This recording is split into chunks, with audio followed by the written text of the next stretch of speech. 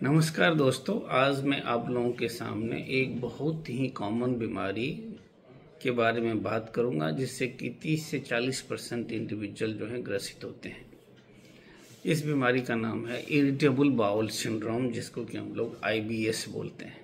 बहुत से लोग ऐसे मिलेंगे जो बोलते हैं हमें IBS है, उनको डॉक्टर ने बताया कि इनको भाई IBS की बीमारी है, इरिटेबल बाउल सिंड्रोम। तो इससे नाम से ही पता चलता है कि ऐसे लोगों का कि आंत जो है, बावल जिसको हम इंटेस्टाइन कहते हैं, हिंदी में आंत बोलते हैं, वो इरिटेबल है। इसका क्या मतलब हुआ? जैसे किसी का दिमाग इरिटेबल होता है, कुछ ज़्यादा गुस्सा करते हैं, जल्दी गुस्सा कर लेते हैं, कोई इंसान कोई शांत स्वभाव का होता है, उसी तरह आंत भी जो है ना, हर एक इंडिविजुअल का अलग नेचर होता है। किसकी मोटिलिटी ज़्यादा होती है, किसी मोटिलिटी कम होती है। तो इन सब चीज़ों से कंसर्न ये बीमारी है IBS, इरिटेबल बाउल सिंड्रोम। अब इसमें होता क्या है इंसान को?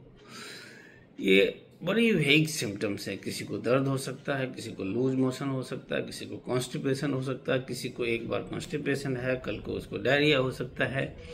तो ऐसे सिम्टम लेके आते हैं पेशेंट, तो हम लोग उसको इन्वेस्टिगेट करते हैं ना। इरिटेबल बाउल सिंड्रोम में जब हम कोई जांच करते हैं, अगर मरीज को इरिटेबल बाउल सिंड्रोम है तो कुछ जांचों में आता नहीं। जांचें क्या होती है? जैसे अल्ट्रासाउंड हुआ, CT स्कैन हुआ, एंडोस्कोपी हुआ, कोलोनोस्कोपी हुआ। जब ये सब जांचें हम लोग करते हैं तो कुछ आता नहीं है उसमें जांच में।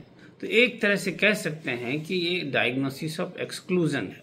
जो सिम्टम लेके आता है पेशेंट, उसमें उसी में से किसी को कैंसर निकल सकता है, किसी को अल्सर निकल सकता है, किसी को कोलाइटिस निकल सकता है।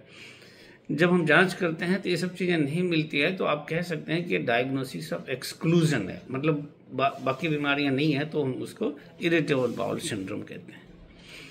तो इसके बाद जब आती है कि भाई इसका ट्रीटमेंट क्या किया जाए, तो ट्रीटमेंट भी इसका उसी तरह से भी है, सिम्टोमेटिक ट्रीटमेंट। अगर किसी को लूज मोशन हो रहा है तो उसका ट्रीटमेंट करेंगे, किसी को कॉन्स्टिपेशन हो रहा है तो उसका इलाज करेंगे, किसी को पेन हो रहा है तो पेन प्रीडोमिनेंट IBS, उसको पेन का इलाज करेंगे, और जो भी सिम्टम आएगा पेशेंट को का इलाज करेंगे। इसके साथ साथ एक बहुत इंपॉर्टेंट चीज़ है कि ये ब्रेन से रिलेटेड है।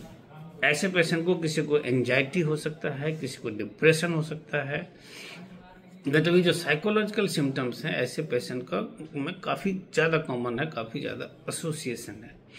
तो ऐसे पेशेंट को हम लोग काउंसलिंग कराते हैं, खुद हम लोग काउंसिल करते हैं, नहीं तो साइकोलॉजिस्ट के पास भेजते हैं, कई बार साइकेट्रिस्ट के पास भी भेजते हैं।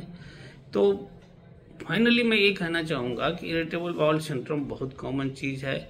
जिसको भी ऐसा होता है, जो ये सिम्टम्स होते हैं, डॉक्टर कहते हैं इरिटेबल बाउल सिंड्रोम है, उनको थोड़ा सा इसको इग्नोर करने की कोशिश करना चाहिए। अपने आप को लाइफस्टाइल चेंजेस करके इसको मॉडिफाई करना चाहिए। और अगर नहीं होता है तो फिर डॉक्टर तो बैठे हुए हैं, हम लोग गैस्ट्रोएंटरोलॉजिस्ट हैं, वही इसका इलाज करते हैं हम लोग। So thank you very much. अगर